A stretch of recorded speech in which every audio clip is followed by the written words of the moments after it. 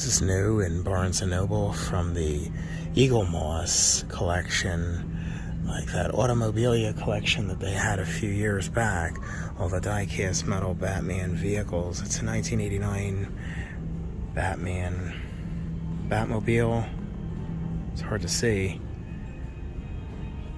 I'm in Barnes & Noble. This is their section, actually, of DC graphic novels. Not to be the master of the obvious, but this is one of the best Batman tales of all time. The Dark Knight Returns by Frank Miller, Klaus Janson, and Lynn Varley from 1986. This is an amazing read. Also, another one of the better reads from 1993, Batman Nightfall. I remember this. I followed it very closely. This was huge back then. Haunted Night in a new format with a new cover. Pretty cool cover, actually. This really wasn't a great read, and it is the book you read before, in my opinion, the best. The Long Halloween and the sequel, Dark Victory. Great read by Jeff Loeb and illustrated by Tim Sale. It really doesn't get much better than this. Batman Hush, that's a pretty good read. Batman and Robin, Book 1, Damian Wayne Robin, not a bad read. Batman 89, Gotham City Year 1 in hardback, sealed. This is real noir. Poison Ivy in hardback, sealed. Barnes & Noble exclusive. Includes special content.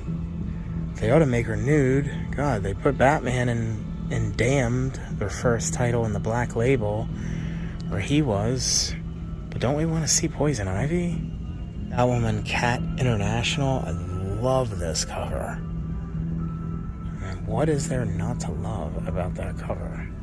Welcome to another Bat News, where I cover mostly vintage Batman comics and toys and all sorts of memorabilia. This 1935 Phantom Detective pulp could be an early inspiration for the Monk from Detective 31, 1939. And look at this, Secret Service.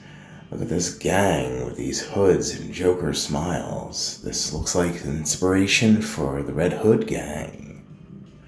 Check this out, a 1975 famous edition, oversized Detective 27. Somebody's trying to pass it off as authentic for $200K. Look at this obvious, noticeable difference. The rooftop terrace and Bob Kane's autograph is missing. And check this out, Detective 62, really low grade, but it's sold on eBay. And this vintage 60s Japanese Batman masks on display card. You're seeing in the top left corner the Foster Grant from the 1950s. That would be the first. And then the one below it is Marks. And then an Argentina and Australian bootleg. Made them in multiple colors. Here is this vintage 1966 Lincoln International Batcopter mint on card. Also currently on eBay for a really high starting price. And another one, ridiculous high-priced Bat Watch from 1980, mint on card from Italy. And then we have another rare vintage carded piece from the same seller. Is this 70s Ahi Bat Plane Glider. Here's a better picture without that overlay of the seller's promo. This didn't get any bids from the same seller as this oversized Superpowers vintage bootleg based off the 89 Toy Biz Joker figure, and this 1974 carded Bend and Flex Batman on a really faded, washed out card. There you're seeing the back by Mego. But you have a really nice minty example there. They were never painted perfectly to a science, like this 1974 Chem Toy. They were painted pretty poorly. And then here we have a 1974 Ideal Shaker Maker Batman plaster figure. It's from this set here you're seeing. Love that box and all its panels. And here we have the Levitt Corp 1966 creamy Batman and Robin peanut butter glass jar from 1966. I think that's a killer piece. There's the top with a poster promo sticker. And here we have a vintage Japanese Batman communication device toy, mint on card. And here is the standard plastics Mattel Batman vinyl wallet, upright version, mint on header card. Wow, when do you ever see that? That happened also on eBay.